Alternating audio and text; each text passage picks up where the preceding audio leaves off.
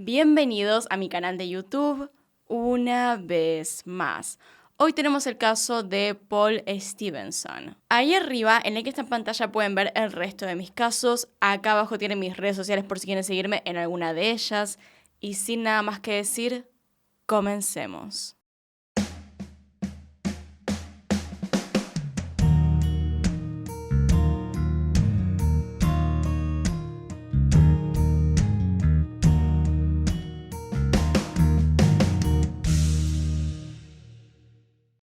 Él es Paul Stevenson. Tenía 47 años al momento de los hechos. Paul vivía en Australia y trabajaba como mecánico.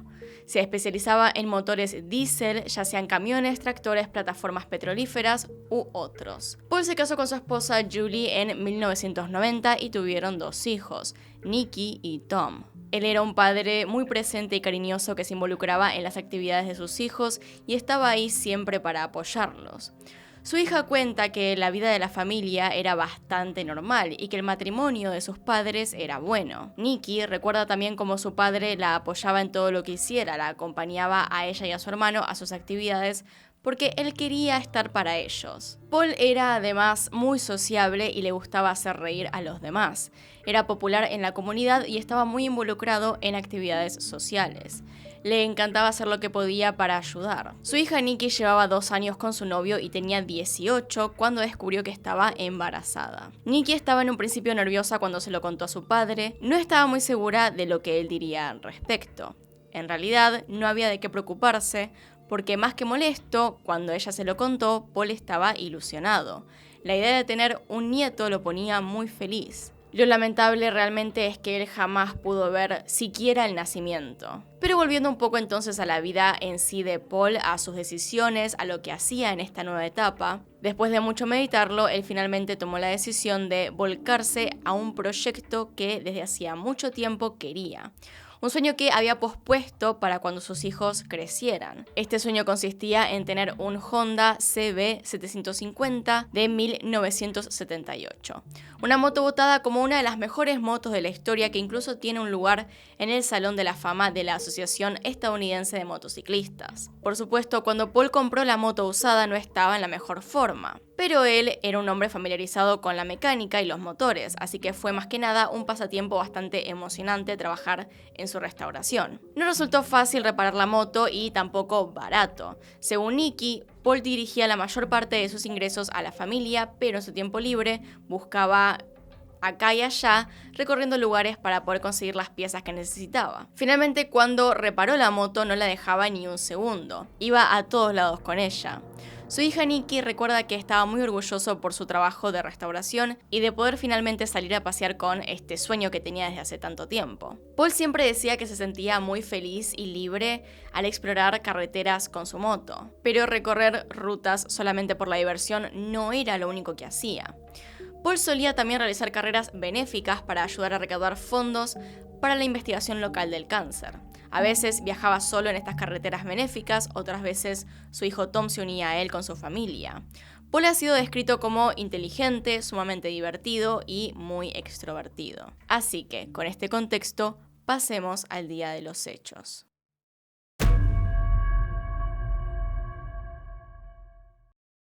El sábado 10 de marzo, el día antes de la desaparición, Paul y su familia estaban de celebración. Era el aniversario número 22 del casamiento de Paul y Julie y la familia se reunió para celebrarlo. Ellos de hecho se habían casado muy jóvenes cuando tenían unos 20 años. El domingo 11 de marzo del 2012 es cuando ocurren los hechos, es decir, al día siguiente. A las 6 de la mañana ya había salido el sol y Paul decidió salir a recorrer un poco.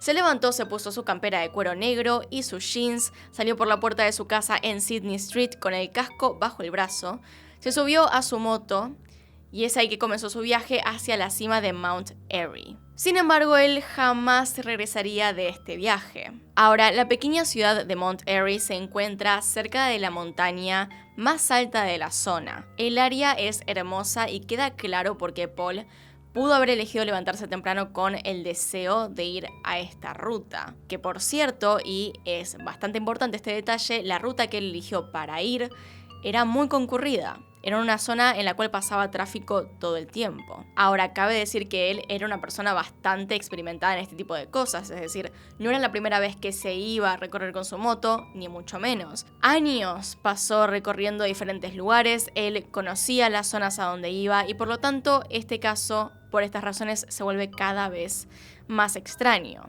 Por el hecho de que fuese una ruta bastante conocida y por el hecho de que él simplemente no desaparecería en un lugar así, es decir, no se perdería porque sí. Entonces, Paul jamás regresó. La familia evidentemente estaba muy preocupada, pero no creían que hubiese mucho para hacer y después lo voy a explicar. 2 días después de su desaparición, la moto de Paul fue recuperada en el fondo de un terraplén junto a su casco. Sin embargo, no se encontró nada más, ni sus llaves, la billetera, los anteojos de sol o a Paul. No había marcas de derrape, de sangre, nada que sugiriera un accidente, y el daño a su moto, por lo que se podía ver, era bastante leve. Entonces, ahí tenemos la tercera parte del misterio desconcertante. ¿Cómo pasó esto? ¿Y por qué él no estaba? No había signos de que él se hubiese caído de la moto. No había sangre por ninguna parte que indicara que él podría haber tenido alguna clase de accidente fatal. Paul debía asistir a una reunión importante en su club de fútbol esa mañana. Y cuando no apareció en el club de fútbol, ni en su casa, ni devolvió las llamadas de su familia, entendieron que algo no estaba bien. Ahora, acá está el problema. Ellos estaban confundidos con respecto a si ir a la policía o no. Ante cualquier duda, de todas formas, les aviso ahora, porque todo esto son casos reales y las personas que me están viendo pueden pasar por cualquier situación similar, vayan a la policía igual. Porque la duda de esta familia recaía en películas y series de televisión estadounidenses que declaraban que justamente la familia no podía ir a hacer la denuncia hasta que pasaran 24 horas. Y mientras que eso en algunos lugares es cierto, o era cierto, las leyes van cambiando, difiere del lugar en donde vivas. No era el caso de Australia. En Australia no importaba la cantidad de horas que hubiesen pasado, sino que debían hacer el reporte de desaparición ni bien pensaran que había algo mal. La familia entonces comenzó a preocuparse bastante. Nikki tomó su teléfono y comenzó a llamar y enviar mensajes de texto a su padre, pero el teléfono simplemente sonaba y no recibía ninguna clase de respuesta. Era muy extraña para ellos la situación, ya que Paul nunca hubiera simplemente desaparecido sin avisar. Si algo le pasaba, hubiese contestado el teléfono y lo peor de todo es que sonaba, es decir, que el teléfono estaba encendido, pero nadie respondía. No era la primera vez que pasaba esto de que él se iba a alguna parte y se retrasaba, entonces siempre mandaba un mensaje o llamaba. En este caso no había pasado nada de eso, y lo estaban llamando de todos los lugares posibles. Todo lo que sabían hasta ese momento era que había tomado su moto y se había ido. Simplemente a dar un paseo. Nadie sabía a qué hora exactamente de la mañana o qué camino había tomado o dónde se podría haber ido. Solo sabían que él, como siempre, había ido a pasear. Después de un tiempo de llamadas, el teléfono de Paul finalmente se apagó. Las llamadas iban directamente al buzón de voz. Algo le tenía que haber pasado también al teléfono, o se había destruido, o la batería finalmente a eso de las 6 de la tarde se había agotado. También pensaron en la posibilidad de que Paul se hubiese quedado en el club de fútbol a ayudar, ya que era algo que él hacía. Tal vez perdió la noción del tiempo y la batería del celular se acabó, lo dejó en otra parte o lo que sea, así que decidieron llamar directamente al club de fútbol para ver si Paul había llegado, para ver si estaba ahí. Sin embargo, cuando Julie llamó al club de fútbol, le contestaron que él nunca había llegado, que nadie lo había visto en todo el día. Y ahí es cuando comienzan a pensar en qué ruta pudo haber tomado Paul. Porque si hubiese tomado una peligrosa, entonces posiblemente habría tenido un accidente, por lo cual debían buscarlo de inmediato. Entonces, Nikki y su novio se subieron al auto y comenzaron a conducir siguiendo el camino que creían que Paul podría haber tomado durante el viaje. Sin embargo, no importó cuántas veces pasaron por la misma ruta, cuán lentos fueran, cuánto miraran para qué lado, qué hicieran, no pudieron encontrarlo por ninguna parte, no había señales de Paul en ningún lado del costado de la ruta. Y menos que menos vieron algún accidente. Al día siguiente, el lunes 12 de marzo, cuando salió el sol y Paul todavía no había llegado, su familia fue a la estación de policía más cercana a eso de las 6 de la mañana y ahí explicaron su situación. Y comenzó finalmente la presentación del informe de persona desaparecida. La policía también los interrogó para saber cuál era el estado mental de Paul, por si había algún historial de depresión, alguna enfermedad mental, cualquier cosa que pudiera haber resultado en su desaparición. Les preguntaron también cuánto había sido el tiempo más largo en el que se había ausentado sin mantener comunicación. Para la familia, de todas formas, era muy poco probable que él si hubiese ido por su cuenta sin mantener contacto durante tanto tiempo. Entonces comenzó una búsqueda masiva del área. Esta búsqueda incluiría voluntarios de la policía, incluyendo amigos de la familia y otras personas de la ciudad, perros rastreadores, rastreadores indígenas de la zona que conocían el lugar y un helicóptero de la policía. La familia de hecho pagó por un segundo helicóptero para que se sumara al grupo de búsqueda. Más de 200 personas participaron en la búsqueda de Paul ese primer día, pero no había nada. No había señales, ningún indicio, ninguna pista de dónde podría estar. No se descubrieron siquiera huellas. Nada. Ahora, la zona que cubrían era enorme. Tenían, como dije, voluntarios por todas partes, 2 helicópteros, perros, de todo. Y aún así, no había rastros de Paul por ninguna parte. No se podía entender cómo había desaparecido en la mismísima nada. Un psíquico local que había escuchado sobre la desaparición de Paul se comunicó también con la familia y afirmó haber visto a Paul en una visión.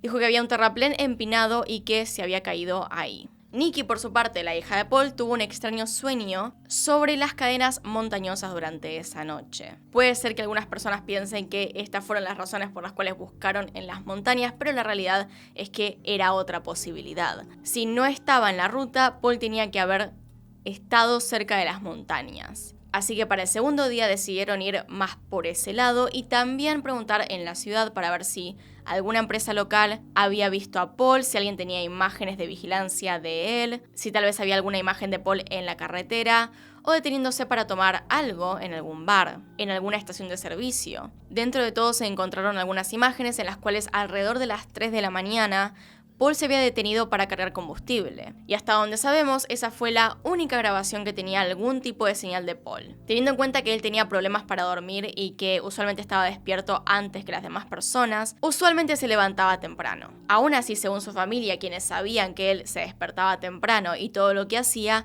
a las 3:28 de la mañana, que es la hora que indicaban las imágenes, era muy temprano para los estándares de Paul. Muy temprano. Las imágenes mostraban que Paul se había quitado el casco negro de la moto, se pasó la mano por la cabeza, se subió de vuelta a su moto y se marchó en el medio de la oscuridad de la noche, sin dejar rastros. Entonces, en el segundo día de búsqueda, el helicóptero salió con varias personas a bordo, incluido un paramédico, para ver si encontraban a Paul en alguna parte. Volaron por sobre las carreteras y bosques entre Jingjing y Mount Perry, y aproximadamente a eso de las 10:45 de la mañana vieron algo. Bajaron lo más que pudieron para ver más de cerca una curva en la carretera.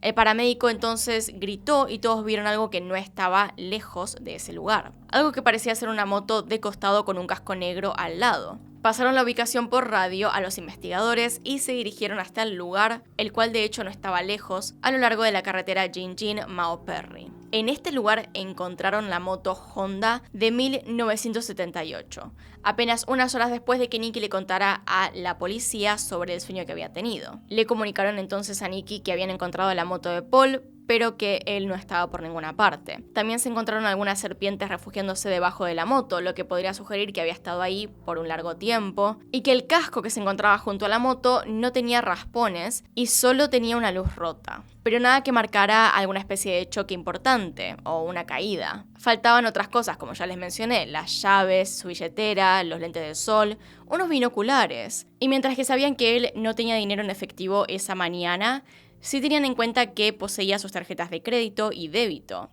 Esas no estaban. No había lesiones ni rastros de sangre que indicaran un accidente, como ya dije. Sin embargo, toda esta emoción de encontrar la moto rápidamente se volvió en algo completamente diferente, ya que la familia entendió que Paul ahora sí estaba desaparecido y que algo malo le había pasado. La búsqueda continuaba y no tenían ni una pista de dónde podía estar. Sin embargo, después del cuarto día, esta búsqueda terminó. Amigos y familiares continuaron sus propias búsquedas rastreando por crestas y terraplenes. Ellos tampoco encontrarían ningún rastro de Paul. Los investigadores, por su lado, estaban desconcertados con respecto a qué hacer. Entonces, tanto las autoridades como la familia decidieron pedir ayuda públicamente a la gente para encontrar a alguien que pudiera haber visto alguna cosa.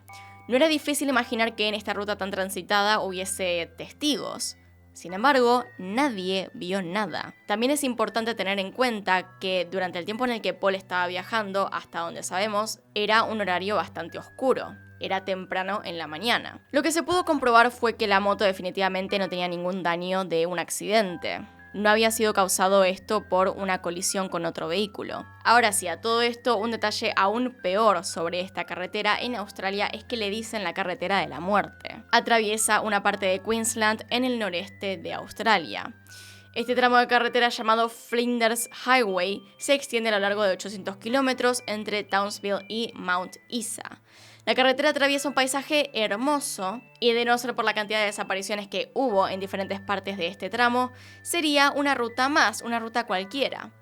Esta franja de carretera se ha ganado una reputación bastante siniestra debido a estos accidentes y misteriosas desapariciones. Justamente esto es lo que le da el apodo ominoso de la carretera de la muerte. Todo esto empieza en 1970, cuando dos niñas, Judith McKay, de 7 años, y su hermana Susan, fueron abusadas y asesinadas a puñaladas y estranguladas en Antill Plains Creek, frente a la autopista Flinders. En 1972, dos adolescentes llamadas Robin Hoynville Bartram y Anita Cunningham desaparecieron misteriosamente en el área. El cuerpo de Robin fue encontrado más tarde debajo de un puente ferroviario en Sensible Creek, cerca de Charters Towers, con agujeros de bala en la cabeza.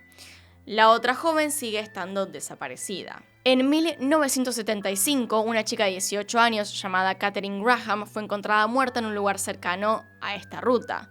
También en Antill Creek fue abusada y asesinada por golpes en la cabeza con una piedra. Unos años más tarde, en 1978, los cuerpos de 3 personas, Karen Edwards, Gordon Twaddle y Timothy Thompson, fueron encontrados con disparos en la cabeza muy cerca de Mount Isa. Y no solo eso, hubo más desapariciones extrañas y más muertes. Pero una de estas desapariciones raras más conocidas es la de un nativo de Perth llamado Tony Jones, quien en 1982 estaba viajando de mochilero y estaba haciendo también autostop en el área de Antill Plains Creek como parte de una excursión de 6 meses por Australia, cuando de repente se desvaneció. Nadie sabe dónde fue. Desapareció casi como Paul. Su última comunicación conocida fue una llamada que hizo a su padre y su novia el 3 de noviembre desde una cabina telefónica en Townsville, diciéndoles que se dirigía a Mount Isa, pero nunca llegaría. Cesó toda la actividad en sus registros bancarios y desde entonces no se ha encontrado ningún registro de Jones. En los años siguientes hubo algunas pistas, como una carta anónima a la policía de un escritor que afirmaba saber dónde estaba el cuerpo, pero estas pistas no llevaron a ninguna parte. También había un prisionero en el centro correccional de Townsville con el nombre de Michael James Lowndes, quien afirmó haber matado brutalmente a un hombre cerca de Mount Isa, aproximadamente al mismo tiempo en el cual Jones desaparecía, pero nunca se encontró ninguna conexión o evidencia al respecto, y Lowndes murió en prisión, así que nunca obtendremos una verdadera respuesta de su parte. También hubo un testigo que afirmó haber visto a Jones con otro hombre, e incluso dio una descripción para un boceto policial. Sin embargo, no se lo ha podido identificar, a pesar de tener el boceto. También hubo una especie de teoría con respecto a este boceto, y es que se parecía mucho al superintendente de policía Mervyn Henry Stevenson, quien era sospechoso de corrupción en ese momento, pero nada más salió de este tema por lo que sé. También hubo otras desapariciones cerca de la ciudad de Charters Towers, justo al lado de la autopista Flinders. Una de estas desapariciones fue la de Rhys Kearney, de 26 años. Él se detuvo en una estación de servicio para llenar su moto y se fue por la carretera para no volver. Luego de esto pasó el caso de Jaden Peno Thompson, quien desapareció en enero del 2018. Jaden acababa de pasar de camino a Cairns en la víspera de Año Nuevo, junto con su amigo Lucas Tattersall. Decidieron pasar a visitar un lugar llamado Puma Roadhouse en el camino. Cuando los dos se fueron, Jaden fue descrito por otras personas como muy agitado y rebelde, diciendo que había una orden para su arresto. Él y su amigo discutieron y después de esto, Jaden detuvo el auto en una carretera secundaria y se fue, hacia la noche. Se mantuvo una búsqueda exhaustiva como en el caso de Paul, pero se detuvo porque el amigo no estaba familiarizado con el área y no podía identificar por el paisaje el área donde Jaden desapareció, donde salió del auto. Las autoridades piensan que esto ocurrió de todas formas en un lugar llamado Stockroute Road. Tattersall, quien fue el último en ver a Jaden con vida, no resultó sospechoso y nunca se lo ha considerado como una persona de interés en el caso, pero aparte de eso no se ha avanzado en absoluto y Jaden Peno Thompson nunca se ha encontrado. En total ha habido 2 asesinatos y desapariciones de este tipo a lo largo de la carretera de la muerte. Todos estos sin ninguna solución, no se sabe qué les pasó. En años más recientes hubo algunas cuantas pistas con respecto a algunos de estos casos. Por ejemplo, en el 2014, un asesino desde la cárcel conocido con el nombre de Andy Albury supuestamente confesó en este lugar una ola de asesinatos a lo largo de la carretera entre 1970 y 1980. Pero no había evidencia que corroborara estas afirmaciones. También hubo una confesión del presunto asesino en serie infantil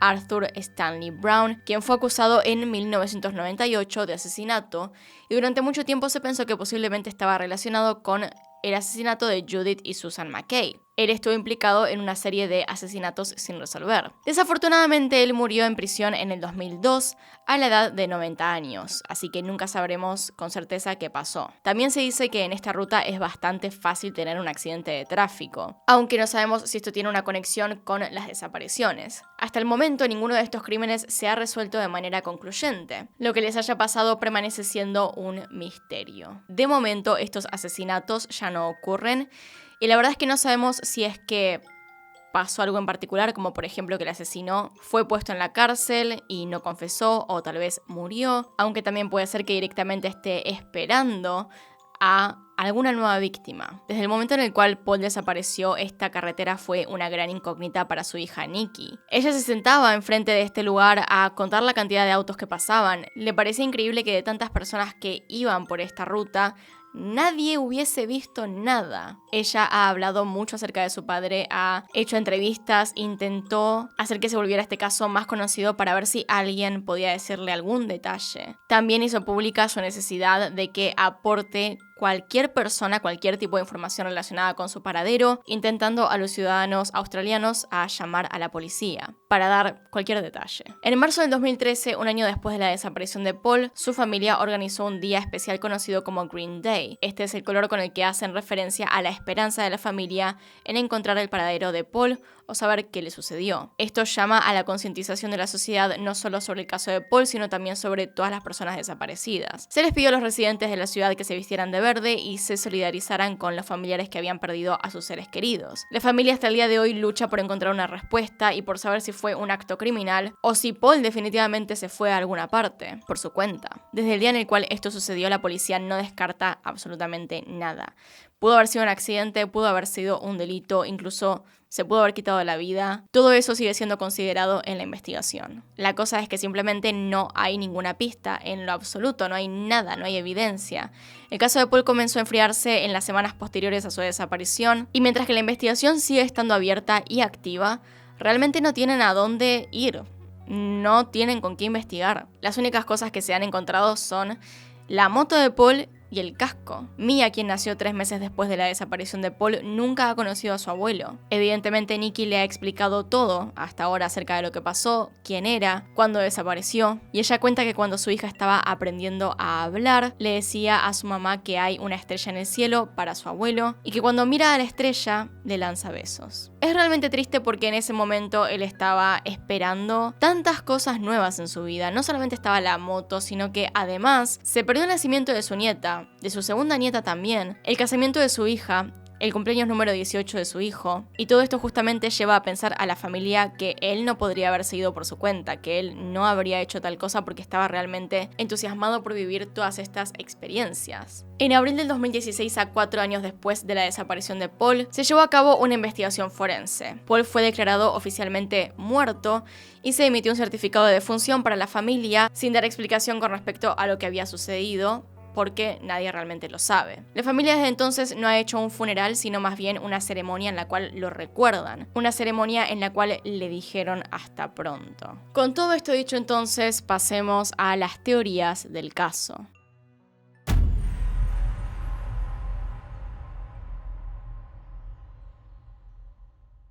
La primera pregunta dentro de todo esto que surge es si la moto estaba en el lugar donde la encontraron debido a que Paul se salió del costado de la ruta o si alguien la colocó ahí, en ese lugar. Y la pregunta también era si la moto había estado desde el primer día de búsqueda en ese lugar. Había algo en la escena que definitivamente no parecía estar bien. Ese día tampoco se registró actividad en sus tarjetas o en su teléfono celular. Su familia se preguntaba si Paul podría haber bajado en el lugar donde encontraron la moto para hacer una caminata por el bosque.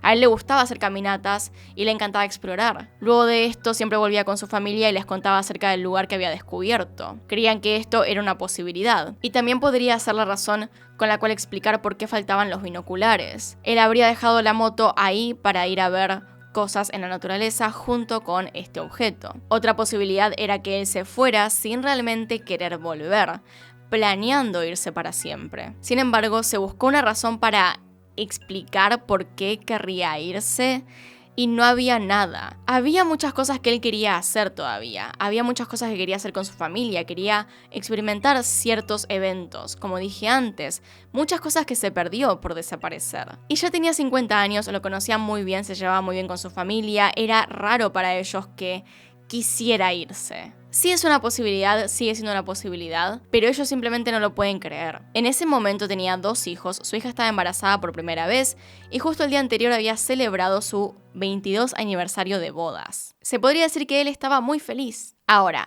supongamos que él eligió desaparecer. ¿Cómo podría haber hecho esto? Su moto fue encontrada en un terraplén parcialmente raspada, con una señal de giro rota, y no tenía daños importantes, es decir, seguía funcionando.